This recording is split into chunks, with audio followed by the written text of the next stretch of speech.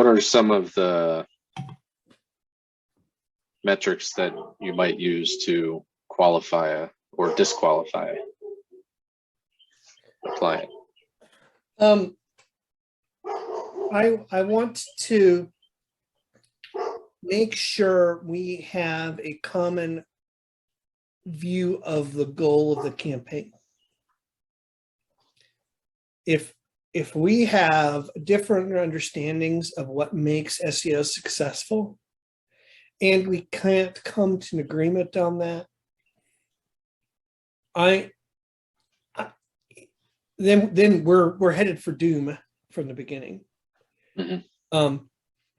For instance, with almost every prospect I speak with, I mention that I will not report on rank, because I just, in my experience, people who report on rank focus on the wrong things, get obsessed with the wrong things, and end up forgetting that our SEO has a return on the investment, and it becomes an ego game that's hard to satisfy, because you're always going to be able to think of another word that you don't rank for yet. Mm-hmm. And you might Right. say, oh, this isn't working because I just thought of a word and we don't show up for it.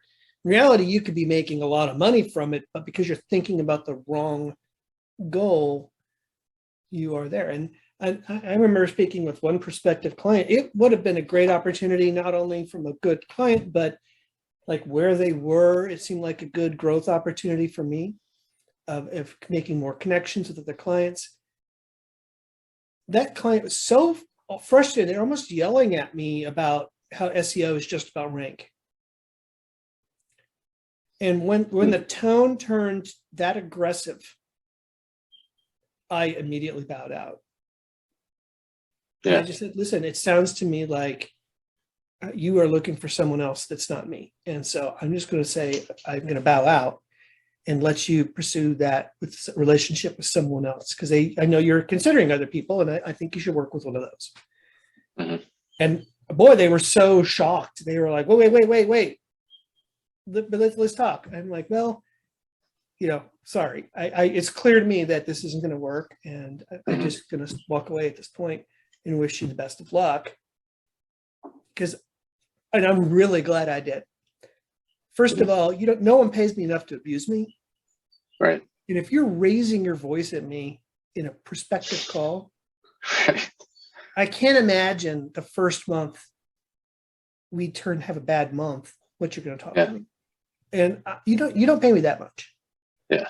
Nobody's going to pay me that much to abuse me. Yeah. I've had abusive clients, but they don't. I've either fired them or my previous boss fired them when he realized someone was abusing me. And so I've learned really quickly just to stand up for myself. But that's the one of the big disqualifiers is, do we have the same goal? Mm-hmm. And from that goal, the second disqualifier is, how much could you possibly make from our efforts? Because if we're working on the same goal, meaning you've generated income from our SEO efforts, whether that's sales or leads or whatever, about how many sales are you getting right now online? And if we grow it, will we need it? For instance, I have a prospective client in the pipeline right now. Their goal is to get 50 new leads a month by the end of the year. Oh, I love a goal like that, right? It's quantifiable. We can measure it. Great. The problem is that when they do the math, if they're getting 50 leads a month, let's say they're making $2,500 a month. That's below my minimum SEO campaign. So that means their product isn't as profitable that would sustain my efforts. Because even if they paid me my minimum and they hit their goal, they're losing money. Yeah. As we ramp up, to get to that goal, they're really losing money. Yeah. I had a prospective client. It was a good client. They were a local business to me, selling running shoes. And when we did the math on how many running shoes he'd have to sell to pay for me, I'm like, yeah, no, I'm not going to take your business. And he wanted to do it, but I'm like, yeah, no, I wouldn't feel good about that. You'd have to sell a lot of running shoes to pay for me, and I don't think we're going to get there anytime soon. So that's another disqualifier. And as long as we're having the conversation like that, it's a business decision. It's easy to bow out because it's not personal.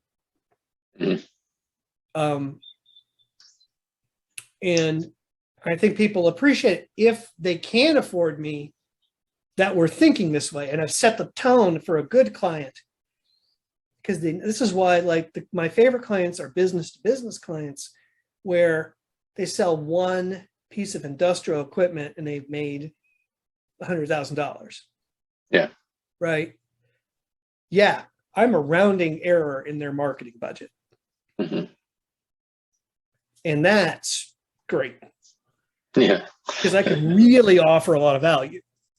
Right.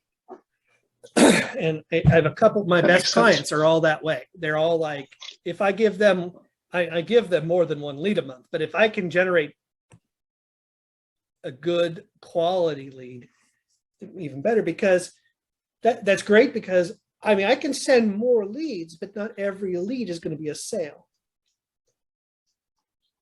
And so Right. if we have a good conversion rate off leads and we get 20% of the leads become customers, and I bring 10 leads, then I just get 2 customers a month. And boy, that math has to work out to pay for me. Right. And if we're having these qualification lead conversations in the process, you're setting yourself up for success. You're setting the client up for success. You're helping the client not waste their money. Mhm.